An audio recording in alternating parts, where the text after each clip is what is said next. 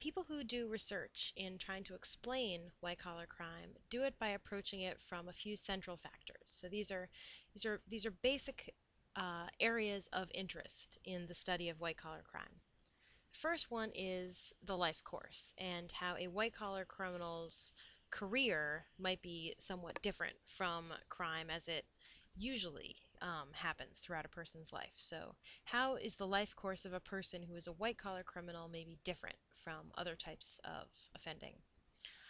Another thing that people are interested in studying is whether or not people commit white-collar crime because they are exposed to some kind of a criminal subculture within their business, within the operation of their job. The idea here being, is the main reason why people commit white collar offending because other people around them have basically shown them that there are relaxed standards, that this type of activity is okay if it gets you what you need to get ahead. Another thing that people are interested in understanding is what is it about the workplace that might make it a prime opportunity, a prime situation for white collar crime to happen. So you think back to things like routine activities theory. What is it about illegitimate opportunities in the workforce that make white collar crime more or less likely? And the final thing is getting back to this idea that Sutherland first introduced, that this is law breaking by otherwise respectable people. There are some people who, really attack this issue and try to understand not only why we decided originally to label that way, but whether or not people who are committing white collar crime are, by all other accounts, essentially non-delinquent, pro-social, normal people. That tends to be kind of the perception that these people, other than this offending, are otherwise upstanding citizens, and that's an area that people are interested in researching. So let's look at this first area, this first factor, which is people who study white-collar crime and the criminal career. And we do know that there are differences here that are worth pointing out. So people who have gone into prisons and facilities and studied white-collar criminals and gone into companies and, interviewed corporations about crimes that have happened. All of that study has basically given us a profile, a basic idea of your typical white-collar criminal's criminal career. So in terms of onset, right away here we see that onset is much later for white-collar criminals. The average person who is arrested for the first time for a white-collar offense is around age 35. So we know from the age crime curve that this is way past your typical peak age of offending. Now, you also have to think about the fact that just because this is their first arrest doesn't mean that this is the first time or the first time period in their life that they've committed crime or even committed white collar crime. But at least what we know anyway from the data is this is on average when people first show up in the system for white collar offenses. In terms of persistence, we also know that the average white-collar criminal has a duration of offending of about 14 years. Now again, that's a lot longer than what we think typical offenders at their peak are doing. Most people feel that your traditional theories and understandings of criminal behavior are that it starts and ends basically in late adolescence and early adulthood. But white collar crime seems to happen for a rather long period of time in adulthood. And in terms of desistance, when people tend to stop, we know that the average age of people at their last arrest tends to be around age 45. But that's an average, and we also know that there are many repeat white collar crime offenders who are committing these crimes into their 50s and into their 60s. So it seems anyway that in a lot of different ways, when you compare the criminal career of a white collar offender to someone who's committing your more typical street crimes, there seems to be a decent amount of variation. And in terms of specialization, this is another thing that gets a lot of interest, is are people who are committing white collar crime only committing white collar crime? That tends to be the kind of the public media perception.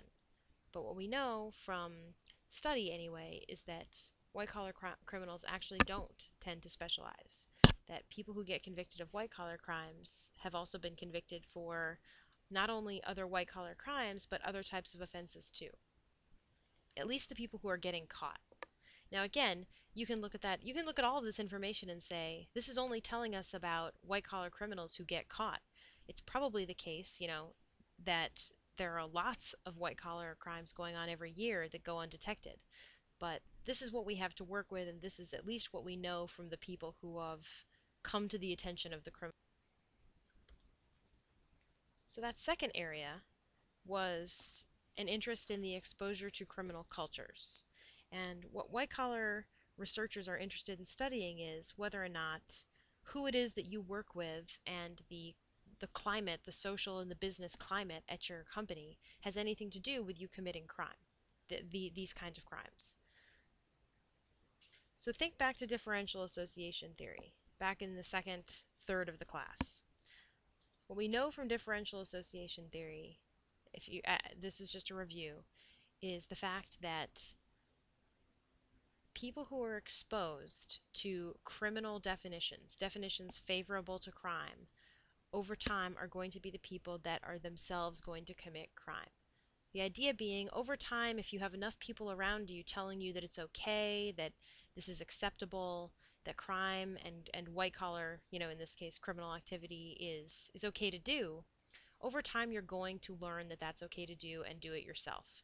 So if you remember back to differential association theory, the key there is that crime is learned, and it's learned through social interactions.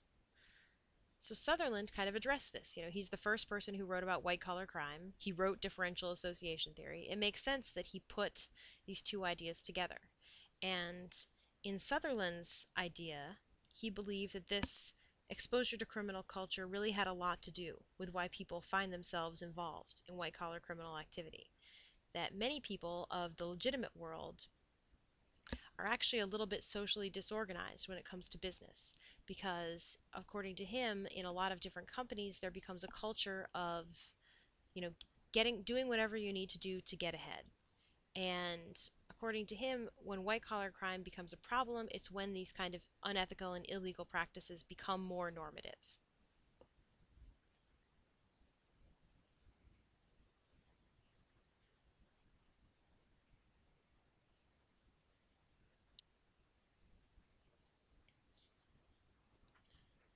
So let's think about a couple famous classic examples of large-scale, corporate-level white-collar offenses. Offenses that we know, anyway, have had at least some kind of public impact. So some of the most famous ones would be the car scandals that have happened recently and historically. If you look at the image on the left-hand side of the slide, that is a Ford Pinto. And in the 1970s and in the 1980s, there was a lot of controversy around the design of the Ford Pinto, because the design essentially made it the case that in some instances when a person would get rear-ended, that rear-ended collision could lead to deadly fires and explosions. So one of the things that that started to happen, that the public became aware of, is if you got rear-ended in a Ford Pinto, the car could essentially blow up on you. So that's a design fault, obviously. And the reason why this was a white-collar crime, why this was a corporate criminal scandal, is it came out that Ford allegedly knew about the faulty design, but opted not to redesign it because that would be very costly for them. So they essentially decided that it would be more cost-effective to deal with a few lawsuits that might come along the way than to do a huge recall and change the design of their car. So they lobbied for almost a decade to oppose federal safety standards that would have forced the modification of their design. And it's estimated that during this time period, from the early 1970s to about 1980, the number of people who actually died in fires attributed to this rear-end collision design problem was right around 500. So this wasn't really a small couple of isolated incidents. We actually know that there was quite a high death toll attributed to these rear-end collisions, and it still is ranked, by the way, on the Forbes list of the absolute worst car of all time in terms of its design. But we're talking about it here because it's an example of a case where a business decided that, knowing that what they were doing was technically violating safety standards, they did it anyway because they saw the cost as being too much to change. More recently, back in 2007, really through 2010, some of you might recall the massive Toyota recall that happened. And what happened in 2007-2008 is Toyota started a voluntary recall of about 8 models of their cars due to what they called dangerous acceleration issues. Basically, what people were reporting was happening was the car would accelerate without the driver's driver's putting his foot on the pedal, and wouldn't essentially stop. The driver wouldn't be able to stop the car.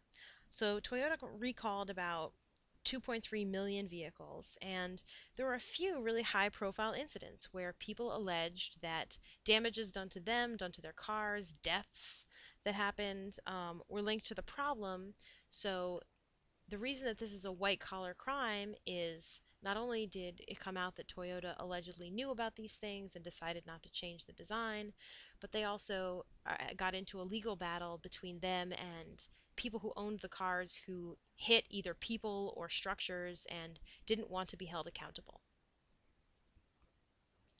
And a few people who had been imprisoned for vehicular manslaughter were released after the recall of the vehicles because that essentially, according to the law, apparently kind of cleared them of responsibility.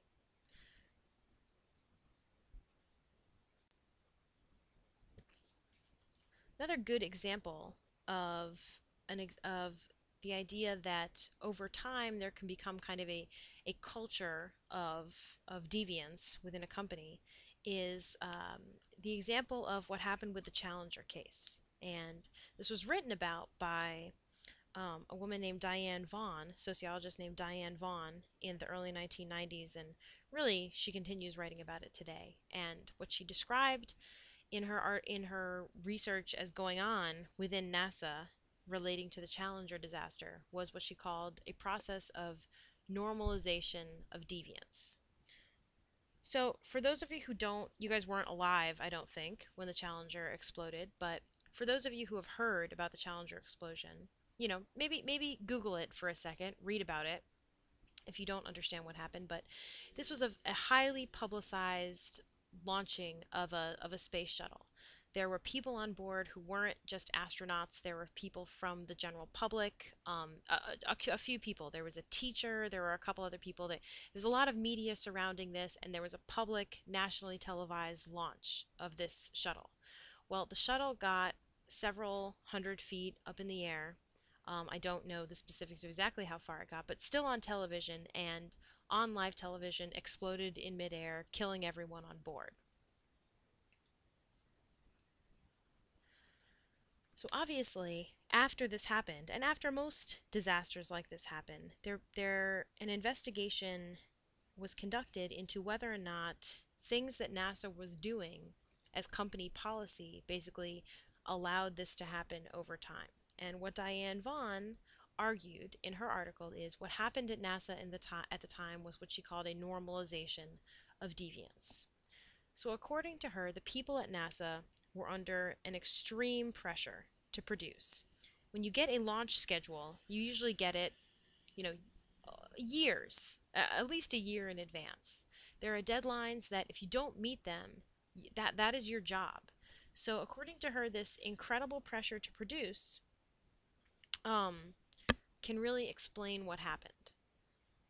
So initially, in the investigation, it appeared to be that a case of individuals, NASA managers, under a lot of competitive pressure, violated rules about launching the shuttle in order to meet the schedule. So it was the violation of the rules in pursuit of organizational goals that made it seem like misconduct. But what Diane Vaughan realized after getting deeper into the data is it turned out that the managers in NASA hadn't really technically violated any rules at all, but had actually conformed to meet all NASA requirements. So what she realized is what had happened in NASA over time is engineers and rules had been conformed to deal with risks, and risks that over time had been decided to be ignored, negligible. So when risks arrive and there's pressure to produce, essentially, groups within corporations define these things more and more as technical issues and not risks, and start to ignore them. As these things mount, as risks tends to mount, groups start to define them as more and more acceptable. So they established basically a social normalization of deviance, according to her. Meaning, once they accepted that first technical anomaly, they continued to accept more and more with each launch. It wasn't deviant to them. In their view, they were conforming to engineering and organizational principles, but over time, things had been systematically allowed and allowed until they were actually producing something that was actually quite faulty and had a lot of technical issues. So this is her example of people that, you know, on the surface it might look like they're not necessarily committing crime, but because of what happened throughout this company over a long series of decisions, basically, risks and things got kind of sidetracked. So in the financial world, moving away from, kind of NASA, that's kind of an obscure example, but moving into kind of the competitive world, there's also theoretical ideas. So moving into the competitive world, sorry if there was a little pause there, there's also, this basic idea in the financial world that what's most important for a business is profits. Your profit margin is omnipresent. It's the most important thing that everybody in your company should be striving for. Obviously there are other goals, but the bottom line of most businesses is profits. So from radical criminology theory, the idea that making profit by any means necessary is something that has become kind of normal and a way for most workers means that over time the well-being of, the people who are not in control, people like the workers, the customer, the community, gets superseded by desire for profit. So a radical criminologist would explain essentially white-collar crime by saying that you have the elite people who are running the businesses, making decisions to make profit by any means necessary, even if that means compromising things like well-being of the proletariat, the workers, the customers, the other. So that's a radical criminologist's explanation for why white-collar crime happens. If you think back to kind of classic anomie, one of the ideas that people who believe in kind of the ideas of strain and anomie, they would say that working conditions in most companies push everyone to have success by any means necessary. So those working conditions over time are going to cause kind of a normlessness. They're going to cause people to not really value doing things the right way as long as they get results. And that is going to lead to white-collar crime.